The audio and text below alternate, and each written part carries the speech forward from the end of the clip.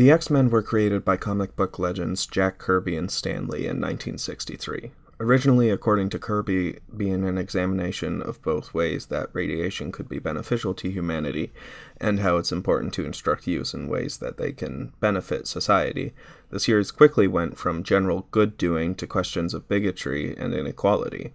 Beyond that, the series has been compared to, and in some ways even intended to be, an allegory for the civil rights movement. Well, for multiple civil rights movements, that is. Be it the movement for civil rights for African Americans of the 50s and 60s, the gay rights movement of the 80s and 90s, the post-9/11 human rights movement, or anything else. X-Men and mutants in general have been seen as an allegory for just about every oppressed group that you could think of. Though, on occasion, these allegories can work a little bit, I've personally found most stories to be in poor taste. And here's a few issues I have with these comparisons. Number 1. Minorities aren't dangerous. A lot of the less obvious villains in X-Men will express that they don't want any mutants hurt, but just that they want them to be cured, as the mutations are unnatural and dangerous. While without context this sounds like something you might hear about individuals in the real world, there's a big difference. Mutant superpowers are actually dangerous. If Cyclops loses his glasses, he becomes a deadly cannon until he closes his eyes. If Rogue touches anyone, they quickly grow weak and faint. If Wither touches anyone, they disintegrate. And there's an unnamed kid in Ultimate X-Men number 41 who kills hundreds of people by secreting a toxin. These 4 individuals do not intentionally harm innocents with their powers, generally speaking. But they all do. There is no correlation between any minority on Earth and people that are actually weapons of mass destruction. People advocate for cures to these mutations, and fans act like it's akin to conversion therapy, when in reality, anything that means a child doesn't accidentally murder their parents is a good thing. Bigots have often acted like individuals with differences are inherently dangerous, but the mutant powers carry with them the potential to end lives, even if unintentionally. A father that wants to make his son heterosexual is abusive, yes, but a doctor that wants a little girl to have dreams without killing people is a good thing. Now, any comparison is inappropriate. And speaking of inappropriate comparisons, number 2, Magneto is not Malcolm X. I've seen many fans, and even longtime X-Men writer Chris Claremont, suggest that Professor Xavier is to Magneto what Martin Luther King Jr. was to Malcolm X. Okay, let me make this perfectly clear, because I know American education systems can often misconstrue this fact. Malcolm X was not a villain. Please don't come to me with an obscure quote from him to prove that he wasn't perfect, because nobody is. I recognize that he supported egalitarian segregation and opposed interracial marriages, and I strongly disagree with both of these points, but Malcolm X was an advocate for positive change in America, not a mass murderer.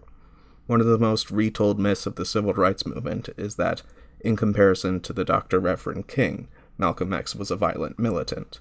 While Malcolm X did support self-defense, he said, quote, "I don't mean go out and get violent, but at the same time you should never be non-violent unless you run into some non-violence.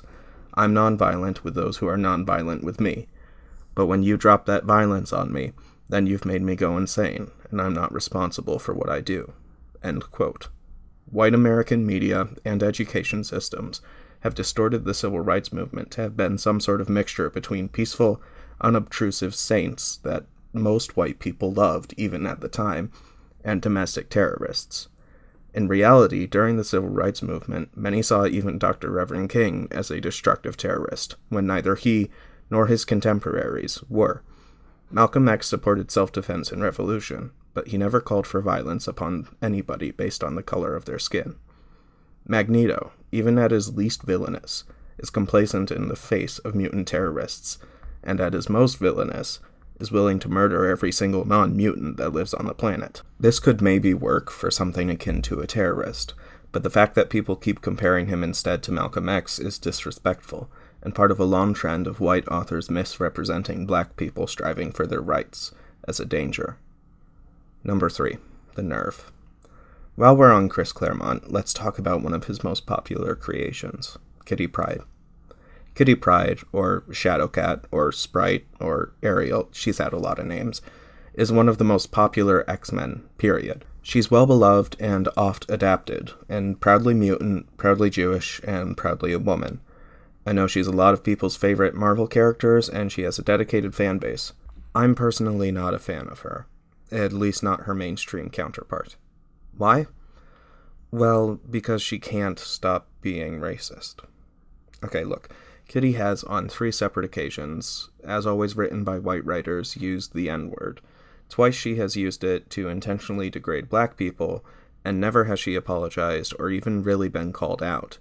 Now you might argue, as I have seen countless non-black people do on the internet, that in-universe it's okay, because she had just been called mutie, a slur for mutants. Well, first off, she had been called mutie by a black man only once, and her first instinct is to retort with the N-word. The other time, a white boy called her a, quote, mutie lover, and she tried to beat him up. When her dance instructor Stevie intervened and told her not to be violent over words, she responds by, again, using the N-word. Finally, she uses it at the funeral of white mutant high schooler Larry Bodine, who had committed suicide.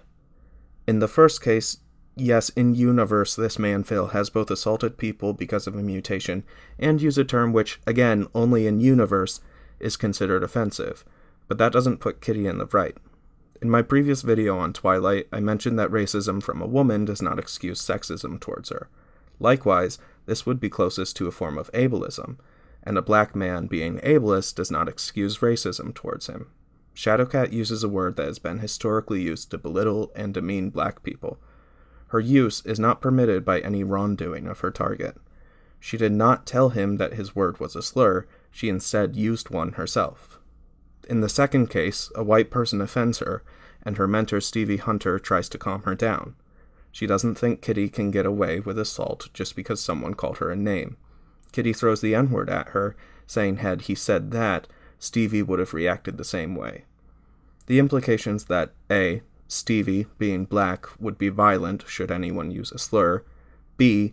that Stevie does not actually face considerable bigotry like Kitty, and C. that Kitty being bullied gives her a free pass to verbally abuse her supposed friends, are frankly disgusting. In the third case, she is at least not directly trying to hurt a black person, but she still uses several words that she has no right to use, to further her point that mutants are the real victims. That leads directly into number 4. It's not real. The fact that no matter how intense the world building is, the word mutie will never have the weight of the N-word, or the K-word, or any real-life slur, should be examined. The words are not offensive because of some magical arrangement of sounds. They are offensive due to the context and history behind their usage. While the N-word has been used for centuries to attempt to make black people value themselves as subhuman, mutie is a ridiculous shortening of a well-accepted word in universe.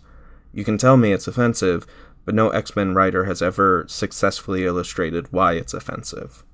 Mutie was actually first used, outside of Marvel, in Orphans of the Sky, a 1941 science fiction novel by Robert A. Heinlein, who you might best know for writing Starship Troopers, although this was before his authoritarian streak. Mutants were more of a religious analogy in this, but mutie did serve as a way to demean the newly discovered mutants. Mutie was then used in Marvel by Lee and Kirby in the X-Men in the 60s, despite apparently mutants being unknown to the public until the mid-50s. That might be believable. Tastelessly, later, in my opinion, Kevin Smith informed readers that mutants were targets of the Holocaust. I personally think that the atrocities of the Holocaust should not be used as a way to gain sympathy for fictional characters. But this was a retcon, and I don't believe that the Jewish artists Lee, Kirby, and Claremont intended to make mutants a target of the Holocaust, to my knowledge again. My point, though, is that mutie didn't have centuries to become offensive. It had about 2 decades before Kitty decided that it was as bad as the N-word. Mutant kind, likewise, is not truly an oppressed group in the way any real group is. In universe, mutants first started arriving in droves in the 20s. There have been no institutions set up to keep them subordinate. There have been no prejudices cemented against them, beyond the fact that they can kill people with their minds. But that doesn't even matter, because mutants aren't real. The idea of there being a subset of humans that are simultaneously physically advantaged and systematically oppressed feels like it's number 5, an escape into oppression. It feels like it's just a way for privileged writers to feel like they are oppressed for a little bit. Now, obviously not every X character is white or able-bodied or neurotypical or straight, nor is every X-Men artist, but we rarely see an intersectional approach to the fictional bias against mutants. Instead, we get what feels like fantasies of the people who never got to say the N-word. In Mechanics 5, Kitty Pryde gets to tell off a black student that is afraid of mutants on her campus. She specifically calls her racist, and says that her logic is the same that was used on, quote, blacks, end quote. Alice Tremaine, the student, is admittedly fear-mongering in universe, but Claremont seems to think that a black woman would need to be reminded that universities have been segregationist by a white woman. Likewise, in the film Days of Future Past, Bolivar Trask tries to develop a robot that can identify and safely eliminate mutants. This character is portrayed by talented actor Peter Dinklage. Now, all of these able-bodied actors, playing characters that are, with two exceptions, able-bodied, get to pretend that they are trying to stop a man from creating a machine that targets people with mutations, even though achondroplasia is a mutation. Look, maybe it's coincidental. If I got a chance to cast Peter Dinklage in anything, I know I'd take it. And for Claremont's, well, I don't know. Sometimes, though, people in places of privilege are so blind to their own evils that turning the tables on them is the only way for some to acknowledge their depravity. Benjamin Franklin once penned a letter from the perspective of a fictional Algerian Muslim that traded white Christians as slaves. This letter enraged many Christian slaveholders until they realized that it was actually a critique against them. And maybe that's how it is for some X-Men fans. Perhaps seeing a group of able-bodied, conventionally attractive white people be hated for something beyond their control has helped open some minds to the systemic forms of oppression present around the world. But I don't think it should need to be the reason. If the only way to get you to care about racism is to pose the question, what if white people faced it? You probably weren't going to really care in the first place. Some great stories have been made involving the X-Men, but maybe they shouldn't be a stand-in for oppressed groups, especially when those groups exist in the Marvel Universe. And don't even get me started on how they deal with characters like Caliban.